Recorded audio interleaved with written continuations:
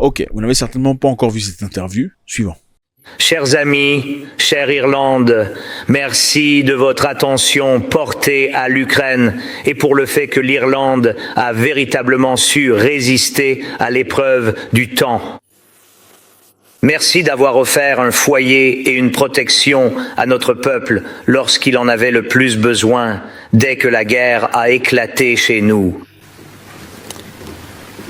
Alors que dans certaines sociétés, la lassitude face aux nouvelles de la guerre grandit, nous ne ressentons pas que votre voix, la voix de l'Irlande, s'affaiblit. Merci. Nos peuples, ukrainiens et irlandais, comptent parmi les rares en Europe à avoir passé des siècles à lutter pour le droit de rester eux-mêmes. Et aujourd'hui, depuis près de 4 ans de guerre totale, menée par la Russie contre notre peuple, nos enfants, la guerre la plus dévastatrice pour la liberté en Europe depuis la Seconde Guerre mondiale, l'Irlande s'est tenue fermement et clairement en faveur de notre indépendance et d'une fin juste à cette guerre. Alors merci pour votre soutien indéfectible durant toutes ces années à nos côtés. Et merci de ne pas avoir perdu foi en nous, tout comme nous ne perdons pas espoir que viendra le jour où nous accueillerons tous nos amis en Ukraine dans la paix et où nous accueillerons chez nous tous ceux de notre peuple qui ont été forcés de fuir, de retour dans une Ukraine paisible, de retour chez eux. Et nous travaillons à rendre cela réel. Ce matin, ici en Irlande, notre équipe a présenté un compte-rendu complet à la suite des réunions aux États-Unis et nous sommes pleinement engagés dans les négociations et nous intensifions encore nos efforts. Notre équipe se prépare désormais pour les prochaines réunions très importantes. Aujourd'hui, l'Ukraine est plus proche de la paix que jamais auparavant. Et il y a une véritable opportunité. Mais nous devons saisir pleinement cette chance. Le monde entier, pas seulement l'un ou l'autre pays puissant. L'Ukraine veut la paix, mesdames et messieurs. Un pays puissant peut déclencher une guerre. Un autre pays puissant peut aider à arrêter la guerre. Mais pour rétablir la justice et défendre ce qui est juste, nous avons besoin d'une communauté, d'un monde composé de nombreuses nations différentes. C'est la communauté des nations qui décide, unie par des sentiments partagés, des aspirations communes, un même désir de justice.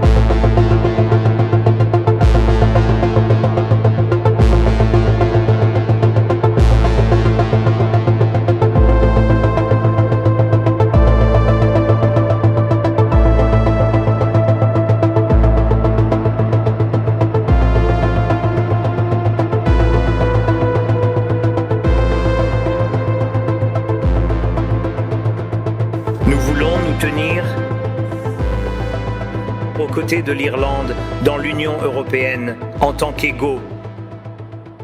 Et je suis convaincu que cela arrivera. L'Europe ne peut pas fuir ses propres valeurs.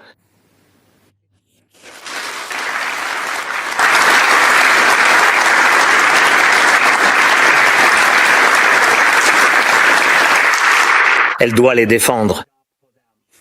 Et l'Ukraine fait exactement cela aujourd'hui au nom de l'Europe.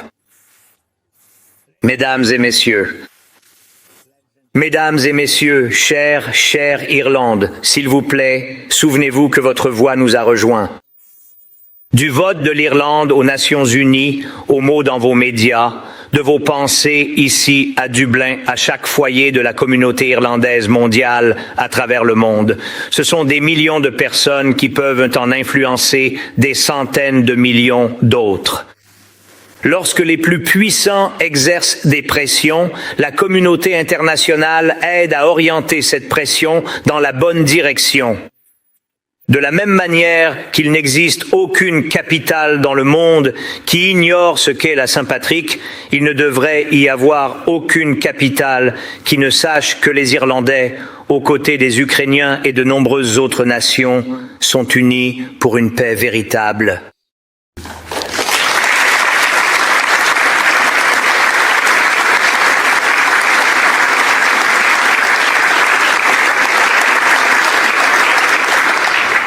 Une paix sans humiliation est fondée sur quelque chose de vraiment authentique, des valeurs partagées. Et ces valeurs ne sont pas celles du statu quo. Ce ne sont pas la complaisance envers les meurtriers, ni le fait de fermer les yeux sur ce qui s'est passé.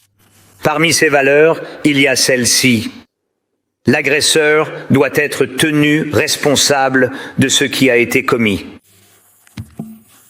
Je vous prie de jouer un rôle actif pour faire de ce tribunal contre cette agression une réalité. Il ne s'agit pas seulement de rejoindre, mais de pousser, d'agir, d'insister pour que la justice commence par la responsabilité. Je vous demande de continuer à plaider pour toutes les formes de sanctions contre la Russie. Il est temps que les ressources russes servent la cause de la paix, pour aider à défendre et à reconstruire l'Ukraine. Sans une paix juste, la haine ne s'éteindra pas. Elle continuera de couver et de provoquer de nouvelles violences. L'histoire a déjà connu cela, et cette fois-ci, il faut que ce soit différent. Nous avons besoin d'une paix véritable. Aidez-nous à y parvenir et ne perdez jamais foi en l'Ukraine. Merci. Merci l'Irlande. Gloire à l'Ukraine. Merci. Faites-moi savoir ce que vous en pensez. C'est toujours avec beaucoup de plaisir. Qu'est-ce qui vous a marqué le plus dans ce discours ?